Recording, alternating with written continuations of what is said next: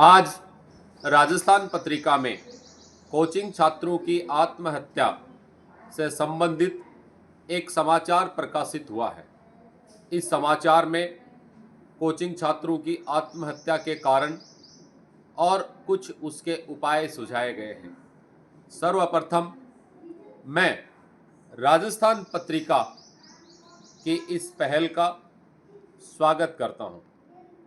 मेरे साथियों, मेरे देशवासियों, आज ये बहुत ही एक संवेदनशील मुद्दा है। आज हमारे विद्यार्थी, चाहे वे आईआईटी की तैयारी करें, नीट की तैयारी करें, आईएएस की करें, आरएस की करें, या टीचिंग की करें, या किसी अन्य कॉम्पिटिटिव एग्जाम्स की तैयारी करें, निश्चित रूप से उनके ऊपर एक प्रेशर होता है और वो प्रेशर अपनों का होता है, सफल होने का प्रेशर होता है।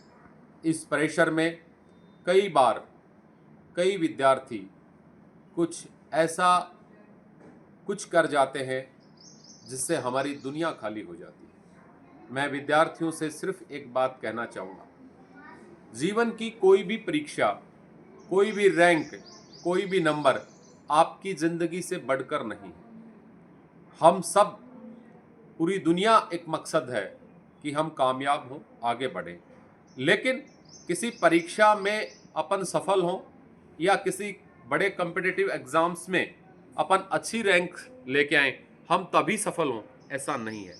बहुत सारे ऐसे उदाहरण हैं जो किसी परीक्षा में पास नहीं हुए, लेकिन ज़िंदगी की परीक्षा में वो आज दुनिया के सरताज हैं।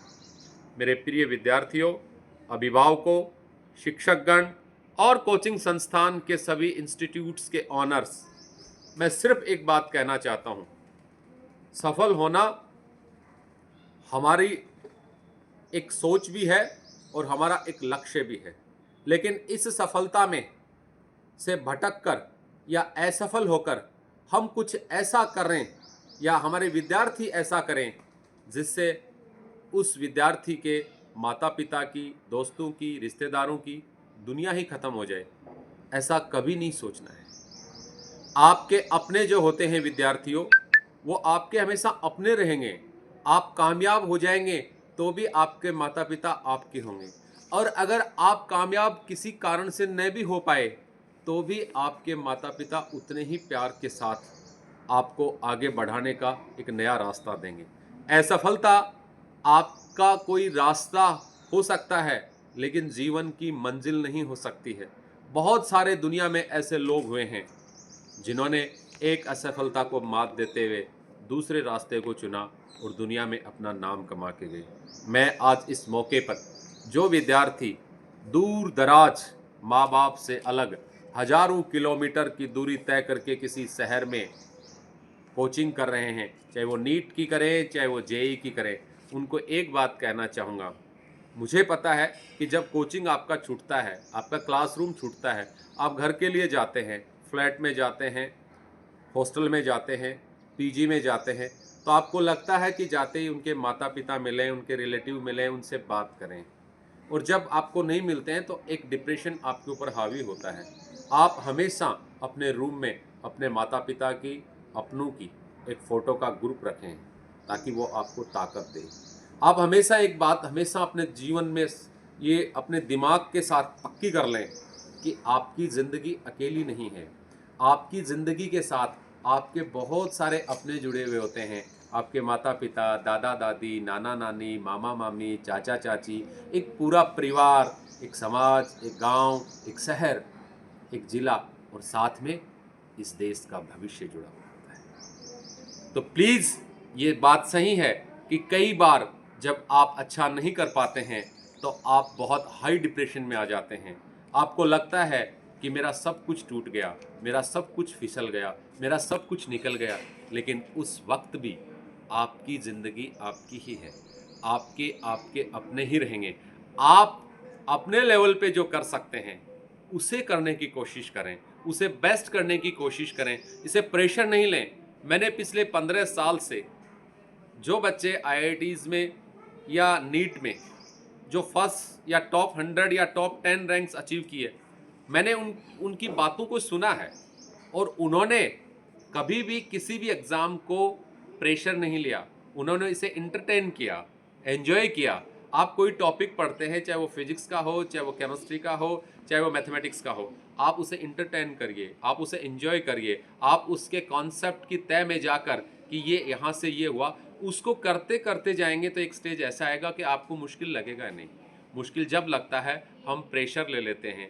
और कई बार तो मैं ये महसूस करता हूँ कि जब कोई बच्चा 9th में होता है, 10th में होता है या 11th में होता है, तो वो 2 साल 3 साल आगे की टेंशन लेना शुरू कर देता है। ऐसा मत सोचिए। मान लीजिए कोई बच्चा 11th में है, 2027 में वो IITs में जाएगा, नीट में जाएगा, या 2028 में भी वो जा सकता है, और वो टेंशन आज से ले रहा है, मेंटली प्रेशर आज से ले रहा है, तो आप अच्छा नहीं कर पाएंगे। प्लीज़ एंजॉय करिए, स्टडी को भी एंजॉय करिए। आप बेस्ट से बेस्ट क्रिकेट का प्लेयर देख लीजिए, वो अपने हर, जब भी उसको मैन ऑफ द मैच मिलता है, जब भी उसको मैन ऑफ द सीरीज मिलता है, वो कहता है आई एंजॉय दिस गेम, मैंने खेल को एंजॉय किया, प्रेशर नहीं किया। और प्रेशर जब कोई लेता है तो वो बहुत जल्दी आउट भी हो जाता है। लेकिन इस ज़िंदगी की रेस से हमें आउट नहीं होना है, क्योंकि हम आउट होंगे इसका मतलब हम पूरे अपने सर्किल को, जिसमें हमारे रिलेटिव आ गए, हमारा फैमिली आ गया, हमारा समाज आ गया, हमारा गांव आ गया, सबको हम दर्द दे जाते हैं। इसलिए किसी भी स्टेज पे, किसी भी लेवल पे, चाहे आप कितना भी नीचे चले जाएं, कभी भी उस जीवन को ख़त्म मत करिए जिस जीवन को आपने नहीं बनाया, आपके अपनों ने बनाया है, बहुत प्यार से आपको पाला है, कई सारी स्टेज से होते होते होते आज आपको 15 साल, 20 साल, 25 साल का किया है। मैं पुनः पत्रिका को धन्यवाद देता हूं, और साथ में नेक्स्ट किसी एपिसोड में जो भी इसके सॉल्यूशंस हो सकते हैं, स्टूडेंट्स के लिए हम और बेहतर क्या कर सकते हैं। और मैं आपको बता दूं स्टूडेंट्स, आप देश के बेस्ट इंजीनियर होंगे, आप देश के बेस्ट डॉक्टर भी होंगे, लेकिन इसका बेस ये नहीं है कि अगर आप टॉप रैंक लेके आते हैं तो ही बेस्ट डॉक्टर बनेंगे, या तभी आप बेस्ट इंजीनियर बनेंगे, या तभी आप बेस्ट इंसान बनेंगे। बेस्ट इंसान बनने के लिए, एक अच्छा इंसान बनने के लिए किसी रैंक या नंबर की ज़रूरत नहीं होती है। आपका अपना एटीट्यूड, आप अपनी थीम, अपनी सोच, अपनी वर्किंग, अपनी प्लानिंग बेस्ट होनी चाहिए। हम एक दूसरे से जुड़े हुए हैं, तो आज से ही प्रण करें कि जो बच्चे अपने माँ बाप से दूर दराज रहते हैं, वो अपने माँ बाप की फ़ोटो, अपने माँ बाप के लिखे हुए कोई लेटर या उनकी वॉइस को रिकॉर्ड करके, जब कभी आप डिप्रेशन में जाते हैं, जब कभी आपको लगता है कि मेरा टारगेट या मैं अच्छा नहीं कर पा रहा हूँ, कुछ टूटता हुआ जा रहा है, फिसलता हुआ जा रहा है, तो एक बार रुक जाइए और फिर से आप उसको चलना शुरू करें। आप कामयाब होंगे, क्योंकि आप निश्चित रूप से कामयाब हैं। मैं पुनः पत्रिका को धन्यवाद देते हुए उन सभी विद्यार्थियों को और अभिभावकों से भी कहना चाहूँगा कि मेरे डियर गार्जियंस, बच्चे को इतना प्रेशराइज मत करिए कि बच्चा टूटने लगे।